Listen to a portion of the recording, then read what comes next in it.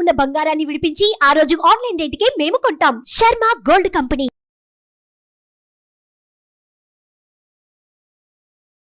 Hi, welcome to our channel. ఈరోజు మనతో పాటు ఉన్నారు జ్యోతిష్య వాస్తు పండితులు, జ్యోతిష్య వాస్తు శిక్షణ నిపుణులు, శ్రీ లలిత ఉపాసకులు శ్రీ నానాజీ పట్నాయక్ గారు. నమస్కారం గురువు గారు. శ్రీమాత్రే నమః. సరే, ఫిబ్రవరి 24 మాఘ పౌర్ణమి అయితే ఉండింది. ఈ మాఘ పౌర్ణమి ప్రత్యేకత ఏమంటారు? ఫస్ట్ ఆఫ్ ఆల్ ఏంటంటే మాఘమాసం యొక్క ప్రత్యేకత ఏమిటి అంటే, మాఘమాసం మనకు శాస్త్రాల్లో చెప్పినటువంటిది తీర్థయాత్రలు, తీర్థాల్లో స్నానం చేయడం అని చెప్తుంది శాస్త్రం. అదేవిధంగా ఈ మాఘమాసం మొత్తము కూడా మీరు చేయవలసిన దానం ఏమిటి అంటే, నువ్వులు దానంగా ఇవ్వమని చెప్పింది శాస్త్రం. నువ్వులు మెయిన్గా దానంగా ఇవ్వాలి. తెల్ల నువ్వులు ఇవ్వచ్చు, నల్ల నువ్వులే ఇవ్వాలని రూల్ లేదు. మీరు కనుక పిడికెలు నువ్వులు ఇచ్చారనుకోండి, ఆ పిడికెలో ఎన్ని నువ్వులు ఉన్నాయో అన్ని వేల జన్మలు మీరు తరిస్తారు. ఓకే. లేదా మీ యొక్క పూర్వీకులు ఎవరైనా సరే నరకాల్లో కానీ రకరకాల కర్మలు అనుభవిస్తుంటారు, వాళ్ళ కర్మలు తొలగుతాయని చెప్పడం జరిగింది శాస్త్రంలో. అదొకటి. మరొకటి ఏంటంటే, ముఖ్యంగా ఈ మాఘమాసం మాఘ పౌర్ణమిలో ప్రత్యేకంగా దానాల్లో అత్యుత్తమమైనటువంటి దానం ఏదిగా చెప్పారు అంటే, మంచం దానంగా ఇవ్వమని చెప్తారు శాస్త్రంలో. ఓకే. మంచం కనుక దానంగా ఇస్తే, ఇప్పుడు భార్యాభర్తల మధ్యన గొడవలు అవుతుంటాయి అనుకోండి, గొడవలు తగ్గిస్తుంది. మాఘమాసంలో కనుక మాఘ పౌర్ణమి రోజు ప్రత్యేకంగా మంచం దానంగా ఇచ్చినట్లయితే. అదేవిధంగా ఈ మాఘమాసంలో మనకి ఈ మాఘ పౌర్ణమి రోజే లలితా అమ్మవారికి సంబంధించిన జయంతి కూడా వచ్చింది. ఆ రోజే ఓకే, లలితా జయంతి కూడా వచ్చింది. దాని గురించి కూడా నేను మీకు చెప్తాను. అయితే ఇక్కడ ఏంటంటే, ఈ మాఘమాసంలో ప్రత్యేకంగా ఎవరైతే నువ్వులతో, అంటే ప్రత్యేకంగా చెప్పినటువంటి దానం ఏం చెప్పారంటే, నువ్వులు తీసుకొని నువ్వులతో గోవులా తయారు చేసి, గోవు బొమ్మలా తయారు చేసి దాన్ని దానంగా ఇవ్వమని చెప్పారు. అదొకటి.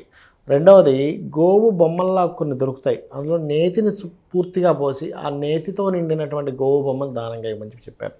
ఈ మాఘమాసంలో తీర్థయాత్రలు, దానము ఇవి ప్రధానంగా చేసుకోవాలి. ఇంకోటి ఏంటి, ఈ దానం ఇవ్వడం ద్వారా ఏమిటి ఫలితము? తీర్థాలకు వెళ్ళి స్నానం చేయడం ద్వారా, నదీ స్నానం చేయడం ద్వారా ఏమిటి ఫలితము అంటే, అపమృత్యు దోషములు పోతాయి. ఇప్పుడు చూడండి, సడన్గా డౌన్ఫాల్ అయిపోయాను. కొంతమంది జాతకాలు చూస్తే అద్భుతంగా వెళ్తూ ఉంటుంది, రాజకీయ లైఫ్ కావచ్చు, లేకపోతే వ్యాపారం కావచ్చు, బిజినెస్లోని వాటిలో మంచి పొజిషన్లో ఉంటారు, సడన్ డౌన్ఫాల్ అవుతుంది. ఎస్. కారణం ఏమిటి అంటే, వాళ్ళకి 8th హౌస్ నెగిటివ్గా ఉంటుంది. ఇలా ఎవరైతే ఈ తీర్థ స్నానాలు చేయడం మాఘమాసంలోని ఈ రకమైనటువంటి దానాలు ఎవరైతే ఇస్తారో, ఖచ్చితంగా వారికి ఆ దోషం అనేటువంటి తొలగుతుంది అనేటువంటి శాస్త్రంలో చెప్పబడినటువంటిది. అది మెయిన్గా. సార్, ఇప్పుడు నల్ల నువ్వులు ఈ పిడికెడు దానంగా ఇవ్వమంటున్నారు. తెల్ల నువ్వులు, నల్లదైనా తెల్లది కూడా ఇవ్వచ్చు అన్నారు కదా. సార్, ఇప్పుడు ఈ పిడికెడు కాకుండా ½ కేజీ, కిలో దానం చేస్తాం, కేజీంబో ఇవ్వచ్చు. సో ఎస్పెషల్లీ మనం ప్రతిసారి మాట్లాడుకుంటున్నాం సార్, పౌర్ణమి సందర్భాల్లో చదవాల్సిన మంత్రం ఏమైనా ఉంటుందా? తప్పకుండా అండి. ఫస్ట్ ఆఫ్ ఆల్ ఏంటంటే, ఈ మాఘమాసంలో కనుక చూసుకున్నట్లయితే, ఈ మాఘమాసంలో ప్రత్యేకంగా గుర్తుపెట్టుకోండి, పౌర్ణమి అంటేనే అమ్మవారికి సంబంధించిన మంత్రం ఏదైనా చేయొచ్చు. ఓకే. శాస్త్రాల్లో అమ్మవారికి మన దేవి పురాణము వీటిల్లో కనుక చూసుకున్నట్లయితే, దేవి భాగవతం ఇట్లాంటి వాటిలో చూసుకున్నట్లయితే, అమ్మవారి స్వయంగా చెప్పింది ఏమిటి, చతుర్దశి, అష్టమి, నవమి, దాని తర్వాత అమావాస్య పౌర్ణమి కూడా చేర్చారు. అంటే అమావాస్య పౌర్ణమి రోజు కూడా అమ్మవారి యొక్క అనుగ్రహం అధికంగా ఉంటుంది అనేటువంటిది. కాబట్టి ఎవరికైనా వివాహ సంబంధించిన విషయంలో డిస్టర్బెన్స్ ఉన్నాయి, మంచం దానంగా ఇవ్వాలి, గుర్తుపెట్టుకోండి. అట్లాగే గోవు డైరెక్ట్గా కూడా దానంగా ఇవ్వచ్చు మాఘమాసంలో. ఓకే. గోవు దానం ఇవ్వలేమండి, నువ్వులతో గోవును తయారు చేసి దానం కూడా ఇవ్వచ్చు, తెల్ల నువ్వులతో దానం ఇవ్వచ్చు. అయితే చాలామంది అనిపిస్తుంటుంది, ఎలా చేస్తామండి దీనికని. తెల్ల నువ్వుల్లో బెల్లం ఉంటుంది కదా, ఎస్, బెల్లం పాకం కలిపి చేస్తారు. చక్కెరపాకం కలిపి గోవు షేప్ వచ్చేలాగా, మరి స్ట్రక్చర్ ఎగ్జాక్ట్లీగా అంటే రాదు కానీ అలా చేయొచ్చు. జనాలకు కూడా అది కూడా సందేహం ఉంటుంది, ఎగ్జాక్ట్లీగా రావాలా ఏంటని. అది గోవుని మీరు భావిస్తూ కొంచెం దాని షేప్ వచ్చేలా చేస్తారు. అలా కనుక దానం ఇస్తే మీకు మంచి ఫలితాలు వస్తాయి. పౌర్ణమి సందర్భాల్లో మీరు ఈ ఒక రెమెడీ చెప్పున్నారు, ఒక మంత్రం కూడా చెప్పున్నారు సార్. ఇంకా ఫర్దర్గా కుటుంబాల్లో చాలా రకాల సమస్యలు ఉంటాయి. కొంతమంది ఆర్థిక సమస్యలతో బాధపడుతుంటారు, కొందరు కానీ ఉద్యోగ సమస్యలతో బాధపడుతుంటారు, కొంతమందికి ఉద్యోగం దొరకలేదని, కొంతమందికి ఉద్యోగంలో మనశ్శాంతి లేదని, వాళ్ళు ఏ రకంగా చేయాలంటారు? అంటే ఒకటేనండి, ఇప్పుడు ఈ మాఘ పౌర్ణమి రోజు ఉదాహరణకి మీరు అన్నట్టే ఉద్యోగంలో ఎదుగుదల లేదనుకోండి, ఆ రోజు ఉదయాన్నే నిద్రలేచి గోశాలకు వెళ్ళి పిడికెడు బెల్లం తినిపిస్తూ ఓం శ్రీమాత శ్రీ మహారాజ్ని శ్రీమత్ సింహాసనేశ్వరి నమః అని కనుక చేయగలిగితే ఖచ్చితంగా వాళ్ళకి ఉద్యోగ సంబంధించిన దోషం తగ్గుతుంది. రెండవది మీరు అన్నట్టుగా వివాహమే అవ్వట్లేదు అనుకుందాం. ఆ రోజు మాఘ పౌర్ణమి రోజు తీపి చపాతీలు అంటారు, అంటే చపాతీకి తేనె పూసి చిన్న చిన్న ముక్కలుగా చేసి దేశీవాలి గోవుకు కనుక తినిపించినట్లయితే ఏమవుతుంది అంటే, ఈ తినిపించడం ద్వారా తినిపిస్తూ మంత్రం చదవాలి. కామేశబద్ధ మాంగళ్య సూత్ర శోభిత కందర చేస్తే కూడా మీకు వివాహ సంబంధించిన, అయితే ప్రధానంగా ఇక్కడ అపమృత్యు దోషాలు పోతాయని చెప్పుకున్నాం కాబట్టి అష్టమీ చంద్ర విభ్రాజ అలికస్థల శోభితాయే నమః. అలా కాదండి, కొంతమంది అంటుంటారు ఏమండి మా జీవిత భాగస్వామికి కొంచెం గండాలు ఉన్నాయని చెప్పారు, అప్పుడేం చేయాలి అంటే, మనకి అమ్మవారి నామాల్లో సర్వమంగళ మాంగళ్యే శివే సర్వార్థ సాధకే శరణ్యే త్రయంబకే దేవి నారాయణి నమోస్తుతే అనేటువంటి నామస్మరణ చేసుకుంటే కూడా బాగుంటుంది ఆ రోజు ప్రత్యేకంగా. అయితే ఇక్కడ ఏంటంటే చాలామందికి పౌర్ణమి పూజ చాలా ప్రత్యేకమైనటువంటి, దానికి విధి విధానాలు ఎలా చేసుకోవాలనేటువంటి చాలామంది సంశయిస్తూ ఉంటారు. Yes sir.